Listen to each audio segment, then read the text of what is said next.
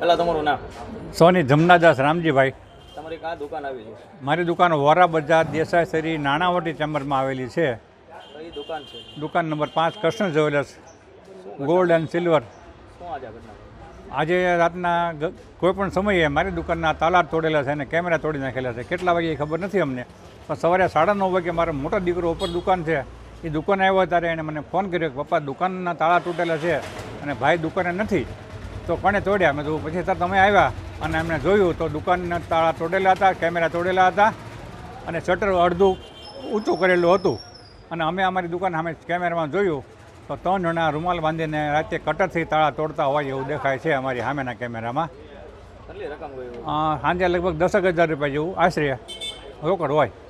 આ બાજુ આ વિસ્તારમાં વારાગડી આ વિસ્તારમાં લગભગ ચોથો પાંચમો બનાવ છે. લગભગ 3 મહિના અગાઉ ત્યાં અહીંયા દેસાઈ શેરીમાં તે 3-4 દુકાનના તાળા તૂટેલા છે. એટલે આ બાજુ અવારનવાર આ લોકોને રંજાડ છે જ. એટલે પોલીસ ખાતું આમાં કંઈ પગલાં લે. અમે 10 વાગ્યાની ફરિયાદ નોંધાવી છે તો 12:30 વાગવા આવ્યા, પણ હજી એનો તરફથી કાંઈ જવાબ. 3 અમે ફોન સામેથી કર્યા છે પણ આવે છે એમ ફોન કરે છે. રાહ જોઈને ઊભા છે. હું તો આમાં નથી રહેતો, પોલીસ પેટ્રોલિંગ નથી થતો. આ બનાવ બને જ નહીં ભાઈ. અને આ બધું હવે કોમર્શિયલ થઈ ગયું એટલે રેસિડન્સવાળા કોઈ હોય નહીં, એટલે કોઈ રાતે જાગતું ન હોય, બધા દુકાન બંધ કરીને વ્યા જાય. એટલે આ બધા બનાવો વધી ગયા છે હમણાં. અને એમાં મોંઘવારી વ્યાપારીમાં તો બહુ વધારે જ છે.